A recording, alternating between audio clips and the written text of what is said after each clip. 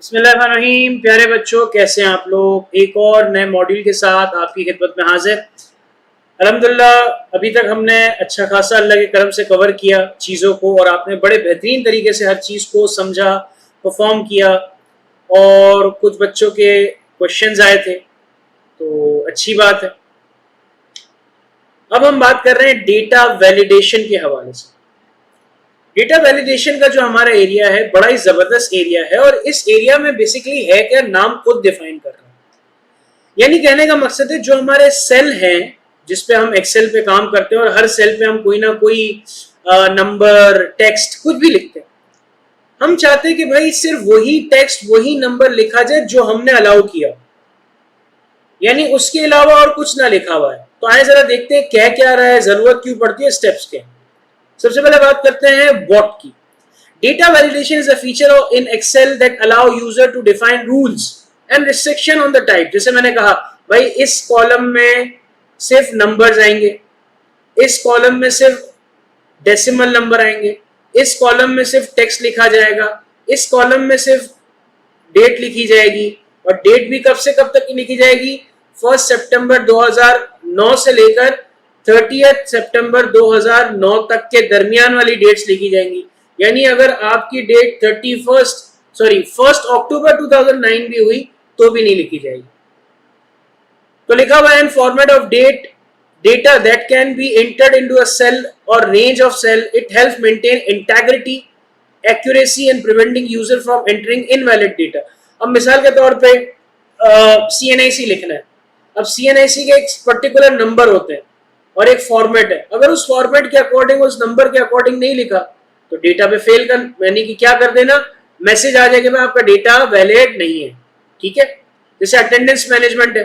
अब attendance management में कोई बंदा क्या करता है, संडे के दिन क्लिक करके लिखने की कोशिश करता है, तो फौरन से मैसेज आ जाएगा भाई नहीं, आप नहीं लिख सकते क्योंकि संडे है ये। रीजन क्या है, data validation is essential in audit spreadsheet. देख लो ऑडिटरों, देख लो नीम ऑडिटर्स, देख लो, अभी तक गए नहीं हो ना, इंशाल्लाह जाओगे तो ऑडिटर बन जाओगे। अभी नीम हकीम जैसे होता है ना, वैसे नीम auditor. Spreadsheet to ensure that the data being entered और modify meets predefined criteria. काम करने से पहले, जैसे मैंने आपको कहा बेटा क्लास में आने से पहले लैपटॉप ले आना, क्लास में आने से पहले रजिस्टर ले आना, ये प्री डिफाइंड क्राइटेरिया होता है।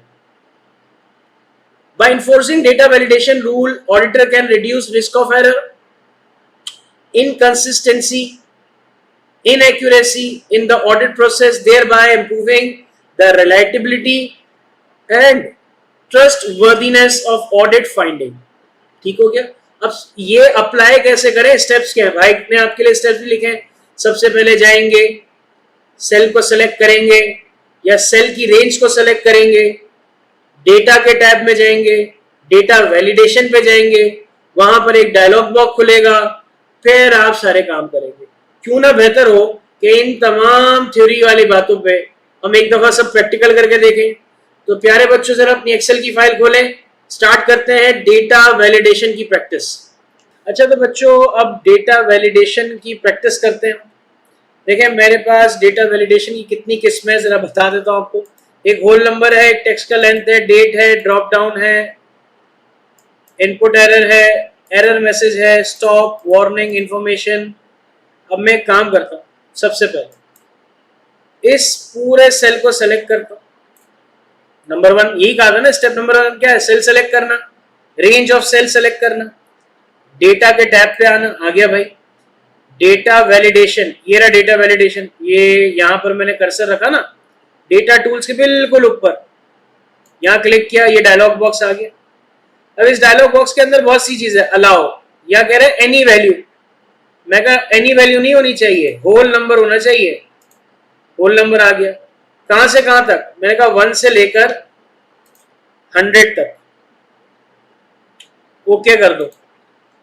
अब मैं यहां पर आता हूं, यहां लिखता हूं 2, यहां लिखता हूं 89, यहां लिखता हूं 90, 91, 92, 93, 94, 56, 46,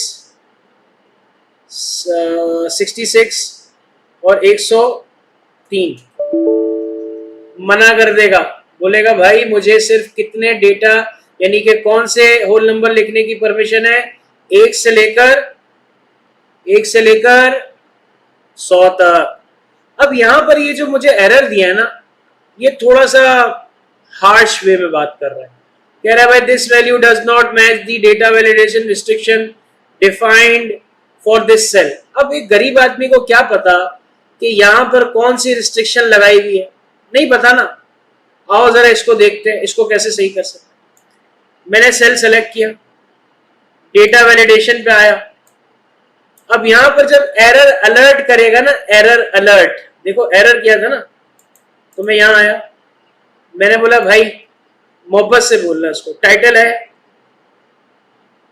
प्लीज, एरर टाइटल लिख देते हैं, भाई सुनना, ये एरर है। अब एरर का टाइटल क्या है, भाई सुनना। एरर का मैसेज क्या है, प्यारे भाई 1 से लेकर 100 तक लिखें, शुक्रिया। ठीक है ना, शुक्रिया। अब यहां पर आपने क्या कर दिया, ओके कर दिया। अब मैं यहां लिखता हूं 101। अब ये क्या कह रहा है, प्यारे भाई 1 से लेकर 100 तक लिखे, शुक्रिया, ओके हो गया। अब मैं कहता हूं यार ऐसा करते हैं, ये एक्सेप्ट नहीं करेगा। अब मैं चाहता हूं यार ये ना, अब किसी को क्या पता चलेगा कि 100 से ज्यादा लिखना है कि कम लिखना है। तो अब मैं क्या करूं, क्या करूं, मैं वापस सेल को सेलेक्ट करता हूं, डेटा वैलिडेशन पे आता हूं। अब मैं इनपुट मैसेज पे आता हूं, किसमें आता हूं, इनपुट मैसेज पे। और मैं यहां लिख देता हूं, टाइटल छोड़ दो, मैं इनपुट लिख देता हूं, या मैं इसको इस तरह से कर लेता हूं, यहां पर मैं आ गया, यहां आ गया इंफॉर्मेशन। अब मैं यही चीज को यहां कर लेता हूं इस तरीके से। अब मैं यहां आता हूं 101 लिखता हूं पहले, तो इंफॉर्मेशन आ गई, ठीक है, ओके। अब इंफॉर्मेशन में फायदा क्या होगा कि वो मुझे वापस करने का नहीं बोलेगा, इसको चला लेगा। हालांकि मुझे ऐसा नहीं करना, मुझे तो क्या करना था, मुझे बताना था कि जब भी मेरा यूजर लिखने के लिए यहाँ कोई भी सेल को सेलेक्ट करे ना, उसे बता दे, इन्फॉर्म कर दे पहले से। तो मैं क्या करूंगा, इस सेल को सेलेक्ट करूंगा, यहाँ आऊंगा, और मैं इसको तो जो स्टॉप था यहां पर मैं आ जाऊंगा, और मैं कहूंगा भाईजान सिर्फ 1 से 100 तक लिखना है, ज्यादा लिखोगे तो एरर होगा। ठीक है, ओके कर दिया। अब मैं क्या करता हूं, इस सेल पे आके सेलेक्ट किया, फौरन से मुझे मैसेज आ गया, भाईजान। सही है। तो इस तरह से आप चीजों को कर सकते हो। मेरा थोड़ा सा नेचर ऐसे है मजाक में पढ़ाने का, तो प्लीज कोई माइंड नहीं करना यार, ये मेरा एक तरीके का। अब टेक्स्ट की लेंथ, अब मैं यहां लिख रहा हूं शाहजेब, यहां लिख देता हूं काशिफ। अब यार यहां पर मैं चाहता हूं सिर्फ 4 कैरेक्टर लिखे हुए, ठीक है ना, बाकी कैरेक्टर्स ना लिखे हुए। तो अब मैं क्या करूंगा, इन सबको पहले डिलीट कर देता हूं। अब मैं यहां आया, डेटा वैलिडेशन पे आया, एनी वैल्यू की जगह मैंने क्या करना है, टेक्स्ट लेंथ, और मैंने 1 से लेकर मैंने यहां कर देना है 4 तक। अब मैं यहां पर लिखता हूं ए एक्सेप्ट करेगा, बी एक्सेप्ट करेगा, ए बी एक्सेप्ट करेगा, सी एक्सेप्ट करेगा, ए बी सी एक्सेप्ट करेगा, डी लिखता हूं, A B C D accept करेगा। अब मैं यहां पर एफ लिखता हूं, ई आएगा ना, ई लिखता हूं। अब मैं लिखता हूं A B C D E, मना कर देगा, क्योंकि मैंने सिर्फ कितने कैरेक्टर बोले हैं, 4 कैरेक्टर बोले। ठीक हो गया। अब आ जाओ डेट पे, डेट के लिए वापस यहां से यहां तक सेलेक्ट किया, डेटा वैलिडेशन पे आया। अब मैंने कहा भाई डेट यहां से लेकर यहां तक, जैसे मिसाल का कभी आपने ऑनलाइन पेमेंट नेटफ्लिक्स की होगी ना, तो वहां क्रेडिट कार्ड का ऑप्शन आता है। अगर गलती से आपने क्रेडिट कार्ड का जो एक्सपायरी डेट है वो गलत लिख दी, जैसे मिसाल के तौर पे आपने 2 महीने पहले डेबिट कार्ड या क्रेडिट कार्ड बनाया और उसमें ईयर एंड लिखा हुआ है 2030 और आप गलती से लिख देते हो 2003, तो आपको फौरन से मैसेज करता है कि भाई ये डेट अवेलेबल ही नहीं है। तो इसी तरह से कुछ यहाँ पर कर सकते हैं।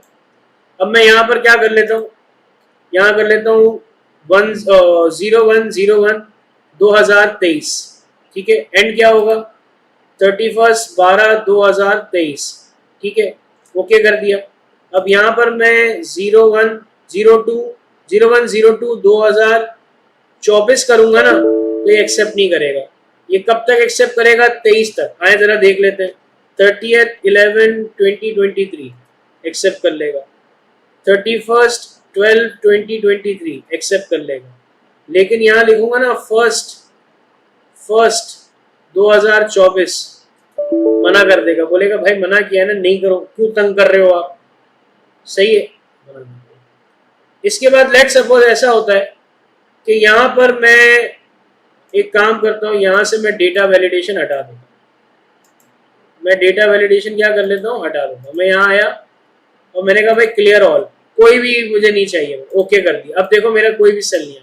यहाँ लिखा हुआ है 1000, फिर यहाँ लिखा हुआ है 2000, यहाँ लिखा हुआ है 500, यहाँ लिखा हुआ है 10,000, ठीक है ना।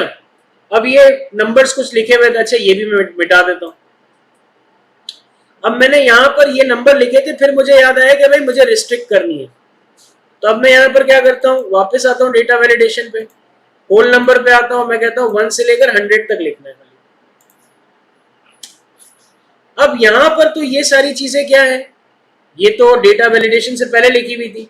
अब मैं इस कॉलम को सेलेक्ट करता हूँ, सारे सेल्स को सेलेक्ट करता हूँ, मैं यहाँ आता हूँ और मैं कहता हूँ भाई कौन सा ऐसा एरिया है, कौन सी ऐसी चीजें हैं जो डेटा वैलिडेशन के अगेंस्ट लिखी है। तो मैंने यहाँ पर क्लियर किया, तो ये मुझे बता दिया भाई इस तमाम सेल की रेंज में ये 4 ऐसे सेल हैं जहां पर आपका डेटा इनवैलिड है, तो लिहाजा आप इस डेटा को यहां से डिलीट कर दोगे और इसकी जगह लिख दोगे 10, तो ये हट जाएगा। इसकी जगह लिख दोगे 1000, ये अब भी रहेगा, लेकिन इसकी जगह अगर 100 लिख दोगे हटा देगा, इसकी जगह 32 लिख दोगे हटा देगा। तो इस तरीके से ये काम हो जाएगा, ठीक है मेरे बच्चों, यहां तक क्लियर है। आए जरा ड्रॉप डाउन बता देता हूँ। एक तरीके का तो ये है, ड्रॉप डाउन क्या होता है, लिस्ट बनाना। जैसे आपने देखा होगा मेल फीमेल लिस्ट बनी हुई है, मिस्टर एंड मिसेस लिस्ट बनी हुई है, सिटीज की लिस्ट बनी हुई होती है, कंट्रीज की लिस्ट बनी होती है। इस तरह मुझे लिस्ट बनानी है, तो मैं यहाँ डेटा वैलिडेशन पे आता हूँ, यहाँ पर आके लिखता हूँ लिस्ट सोर्स। अब मैं यहाँ खुद लिख रहा हूँ इक्वल्स टू जनवरी, एक तरीके का ये है, फरवरी, मार्च, अप्रैल, मई, तो मैं इस तरह से लिख रहा हूँ। क्या लिख दिया मैंने, मई लिखा है, कुछ गलत लिखा है। Name range you specify can not be found. अच्छा जी, यहाँ पर आ जाते हैं, ये आ गया भाई। अब मैं यहाँ पर आता हूँ तो ये ड्रॉप डाउन आ गया, ये देखो ये आ गया। अब इतनी सारी चीजें लिखने की जरूरत क्या है, एक और तरीकेकार भी लिस्ट बनाने का। मैं यहाँ आया, लिस्ट के ड्रॉप डाउन पे सेलेक्ट किया, अब सोर्स की जगह पे ना मैंने क्या किया, इन सबको सेलेक्ट कर दिया, एंटर का बटन दबाया, ओके किया, यहाँ पर मेरे पास बना हुआ आ गया। अब अगर मैं यहाँ से कोई चीज डिलीट कर देता हूँ तो अब मेरे पास ड्रॉप डाउन देखना उसकी क्या हालत होती है, समझ आ रही है बात। इस तरीके से मैं लिस्ट बना सकता हूँ। इंफॉर्मेशन का बता दिया, सर्कल का बता दिया, क्लियर सर्कल्स का बता दिया। एक तो क्लियर सर्कल कैसे हो सकते हैं कि जैसे मिसाल के तौर पे मैं 100 लिखता हूँ, 1000 लिखता हूँ, मना करेगा। तो जो सर्कल थे ना वो यहाँ से ऐसे जो सर्कल बने हुए थे ना, यहाँ क्लियर सर्कल इस तरह से भी हो सकते हैं, लेकिन हमने एक अलग तरीका देख लिया।